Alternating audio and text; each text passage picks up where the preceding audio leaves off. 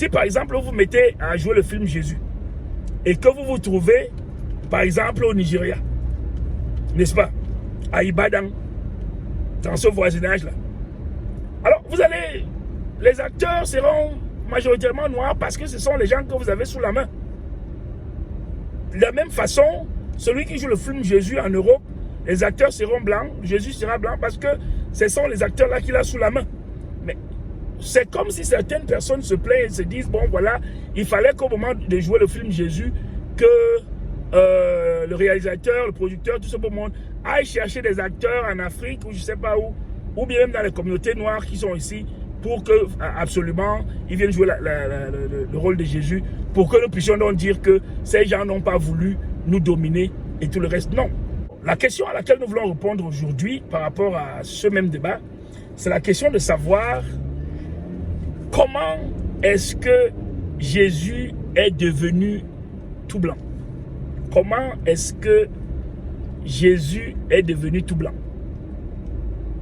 Comment cela s'est produit? Pourquoi est-ce que l'image de Jésus que nous avons un peu partout, dans nos films, dans les représentations, peu importe lesquelles, pourquoi est-ce que cette image est l'image d'une personne occidentale, d'une personne à la peau très claire, la peau blanche, et pas d'une personne à la peau noire?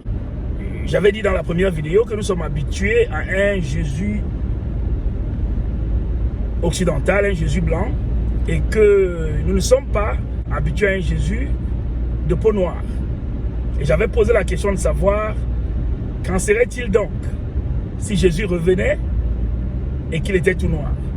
Quelle sera la surprise ou l'étonnement des peuples noirs du monde, en commençant par l'Afrique et en passant par sa diaspora? C'est la question que nous étions posée, et l'importance de cette question était du point de vue du renouvellement de la pensée que les Africains ont besoin d'expérimenter sur ce point de vue. Alors, vous savez, dans les derniers comptes que nous avons de cette question, il s'est avéré que beaucoup de personnes n'arrivent pas à croire en Jésus parce que pour ces personnes-là, c'était un blanc. Alors, il y a deux approches à ceci. Certaines personnes ne pensent pas même qu'il ait existé. Et d'autres personnes se disent, ouais, il a bien existé, mais il n'était pas un monsieur à la couleur de peau semblable à nos frères de l'Occident. En réalité, il en était autrement. Et d'autres pensent qu'en fait, Jésus n'a même pas existé. C'est tout simplement une fabrication coloniale. C'est tout simplement une image qui a été façonnée de toutes pièces pour qu'elle soit utilisée pour coloniser les peuples noirs, pour les assujettir et pour qu'ils acceptent de façon volontaire de se soumettre. Et par rapport à cette approche de la chose, beaucoup de personnes pensent que, eh bien, c'est tout simplement un instrument qui a été développé pour m'assujettir. Pourquoi est-ce que je vais, n'est-ce pas, m'adonner à cela en tant que service d'adoration? C'est là l'importance de la question. Et là, c'est d'une part d'ailleurs, et d'autre part, même ceux-là qui croient en Jésus et qui ne se sont jamais posé la question de savoir s'il était blanc ou noir, nous avons constaté qu'il serait surpris, beaucoup seraient surpris s'il revenait et il était noir. Vous allez penser que, en fait, les peuples noirs devraient plutôt être contents de savoir que le sauveur qu'ils ont tant adoré leur ressemble, du moins sur le point de vue physionomique. Mais non, c'est pas qu'ils seraient fâchés forcément, mais c'est qu'ils seraient plus étonnés, un peu choqués. Et c'était ça l'objet de notre préoccupation dans cette vidéo. Alors, la question à laquelle nous voulons répondre aujourd'hui par rapport à ce même débat, c'est la question de savoir comment est-ce que Jésus est devenu tout blanc. Alors, pour aborder cette question qui est celle à laquelle nous allons répondre aujourd'hui, parce que il faut immédiatement que nous enlevons cela, n'est-ce pas, avant de pouvoir progresser de façon objective dans ce que nous sommes en train de faire.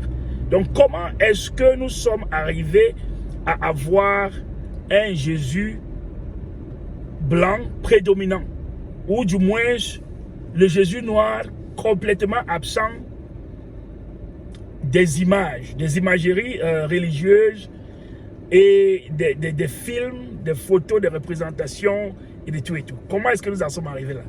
C'est la question à laquelle nous voulons répondre aujourd'hui. Alors, je vais commencer par la thèse première. La toute première thèse, celle que nous allons appeler thèse 1, c'est simplement parce que les films que nous avons vus de Jésus étaient joués par des Occidentaux. C'est tout simplement par rapport à cela. Et je dis, par rapport à cette thèse, je dis, nous ne pouvons pas nous mettre à accuser quiconque et nous ne pouvons pas dire non, vous avez voulu nous dominer ou quoi que ce soit. Non. La première thèse ici, c'est simplement que les gens qui jouaient le film Jésus, par exemple, la Passion du Christ, la Passion du Christ de Mel Gibson, n'est-ce pas?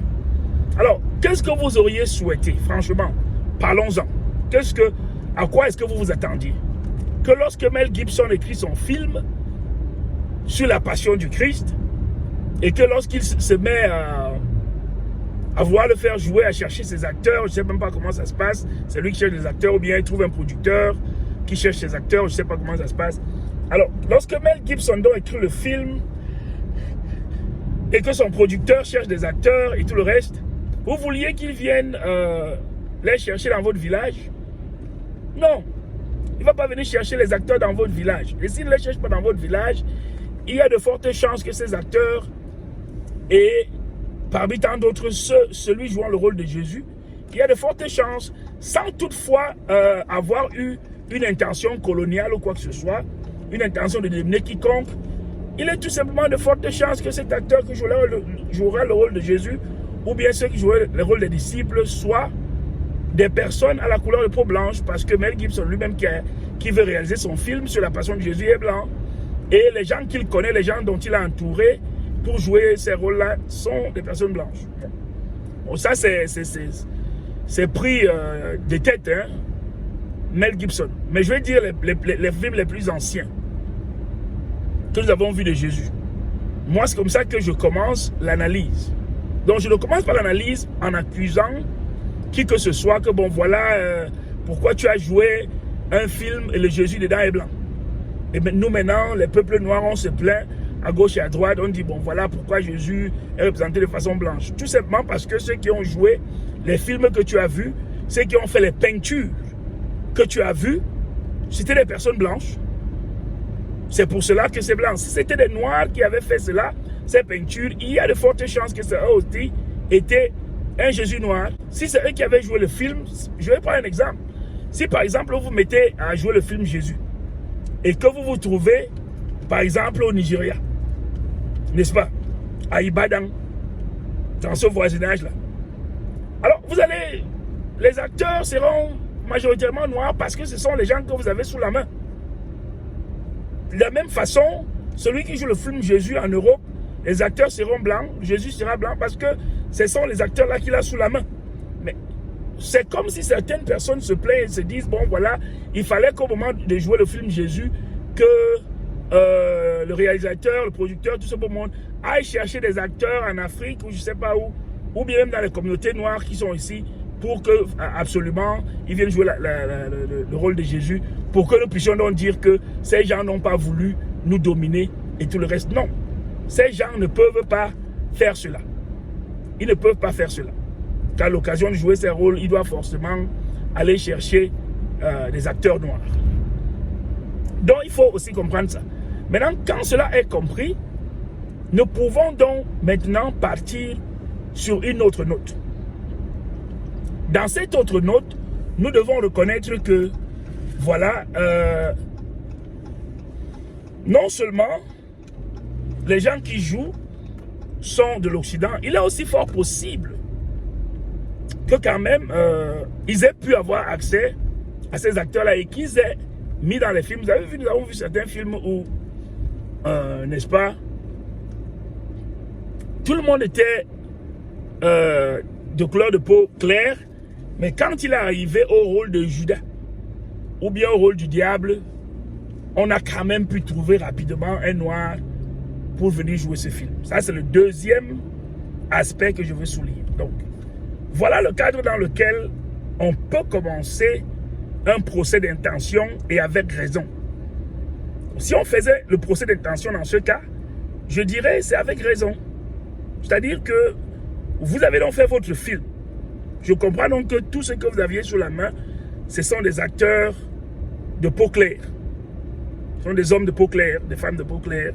Je comprends pourquoi tout le monde, dans tout ce qui concerne Jésus, selon vous, est peau claire. Ce n'est pas parce que vous vouliez dominer quelqu'un ou que vous étiez en train de dire que tout le monde était de peau claire ou quoi que ce soit. Mais curieusement, lorsque dans ce film où tout le monde est de peau claire, lorsqu'il s'agit maintenant, lorsqu'il s'est agi de trouver le rôle du diable, vous avez quand même très rapidement pu décrocher un noir pour venir jouer ce rôle. Ou bien même, dans la pire des situations, on a peint quelqu'un de peau claire en noir pour qu'il joue ce rôle-là.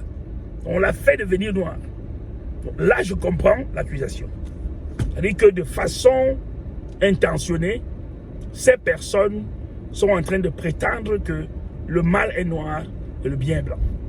Mais ce que je voulais dégager de prime abord, c'est l'idée selon laquelle si le film Jésus a un Jésus blanc, c'est parce que ceux qui l'ont joué voulaient dominer les gens. Non, ce n'est pas toujours le cas. Je ne suis pas en train de dire que ce n'est jamais le cas. Je suis en train de dire que ce n'est pas toujours le cas. N'est-ce pas? C'est pas que c'est jamais le cas. Mais je ne voudrais pas, dans l'effort d'être objectif, que nous ne puissions pas considérer cet aspect des choses. Qu'on peut jouer un film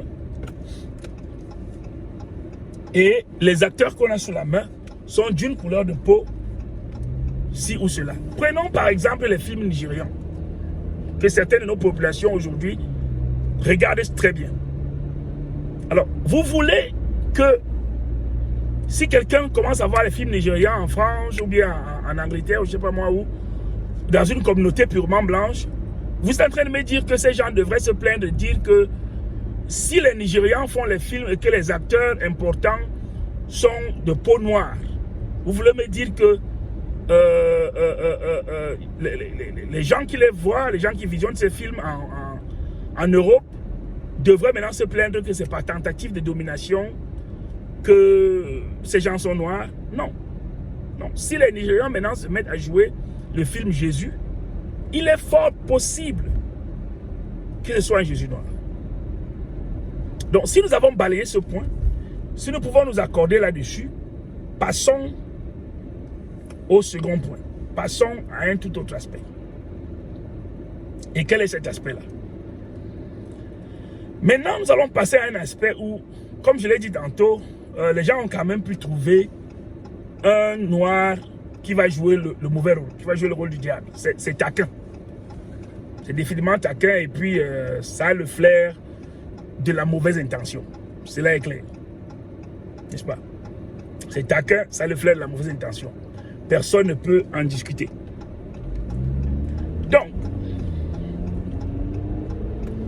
si donc on enlève cette hypothèse et on évolue un peu plus, ce qu'on va constater, c'est qu'il y a d'autres situations où le film a été joué et effectivement, les gens avaient cette intention. Alors, même jusque-là, disons, les gens ont joué le film Jésus et ils avaient l'intention de dominer, ils voulaient l'utiliser à but de domination. Ceci ne veut toujours pas dire que Jésus, la personne que l'on refait aujourd'hui sous le nom de Jésus, n'a pas existé dans l'histoire et que cette personne ne pouvait pas être noire ou arabe ou palestinien ou quoi que ce soit. N'est-ce pas? Parce que tu as pris quelque chose de bien et tu l'as utilisé dans l'intention de faire du mal, ne veut pas forcément dire que cette bonne chose n'existe pas. Moi, c'est là où parfois, je vois des personnes que tu regardes et tu sens quand même que ce sont des personnes intellectuelles, mais lorsqu'elles posent un jugement, tu te demandes, mais attends, où est l'intelligence que j'avais vue dans cette personne? C'est pas parce que quelqu'un a pris le savon et qu'il a mis ça dans les yeux de quelqu'un d'autre, dans les yeux de l'enfant maintenant crie à haute voix et que c'est toujours cette pratique que cette personne observe, à mettre le savon dans les yeux des gens, que le savon est une mauvaise chose. Non. Donc maintenant, si vous basez sur cela et vous dites, bon voilà, le savon c'est une très mauvaise chose, je n'utiliserai jamais le savon, vraiment le savon c'est une très mauvaise chose, parce que, regardez, le savon on l'utilise juste pour mettre des trucs dans les yeux des gens et puis ils ne peuvent plus voir, ils crient à haute voix, ils pleurent, le savon c'est une mauvaise chose. Vous manquez de logique. Vous manquez de logique. Donc le fait que Jésus ait été utilisé par des esclavagistes, des colonisateurs et tout le reste, ne veut pas dire que Jésus n'existe pas, n'est pas suffisant pour soutenir que Jésus c'est quelqu'un de mauvais, n'est pas suffisant pour soutenir que l'on ne peut pas croire en Jésus. Si c'était ça votre argument, eh bien, il faut d'ores et déjà l'oublier parce que ça ne tient pas la route. N'est-ce pas? Donc nous pouvons balayer ça. Même si toi tu utilises mal le savon, tu l'as utilisé pour torturer un enfant, mettre ça dans ses yeux et tout le reste, ça ne veut pas dire que c'est l'usage unique qu'on peut faire du savon et que le savon est une mauvaise chose. Donc que Jésus a été utilisé pour coloniser ne veut pas dire qu'on ne peut pas croire en lui. Voilà. L'autre hypothèse que j'ai souvent suivie, c'est l'hypothèse qui voudrait que la croyance en Jésus, l'Église, tout cela, c'était amené pour dominer.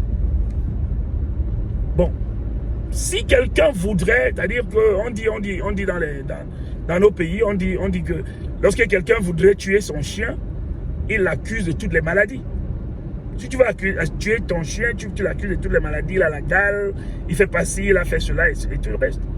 Mais comment un intellectuel peut se limiter là? Si tu es intellectuel, tu aurais recherché pour savoir que l'église de la Libella en Éthiopie est plus ancienne que plusieurs des églises qui sont finalement venues en Afrique pour essayer soit d'évangéliser en bonne et due forme, soit de coloniser l'homme africain. Tu le sais.